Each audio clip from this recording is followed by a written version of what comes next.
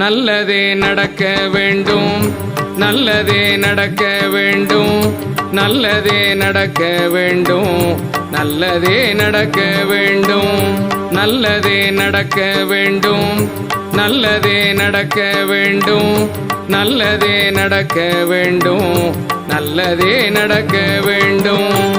எங்களது இல்லத்தில் மகிழ்ச்சியை கூட்ட வேண்டும், எந்த வழி வந்தாலும் தீமையை கழிக்க வேண்டும்.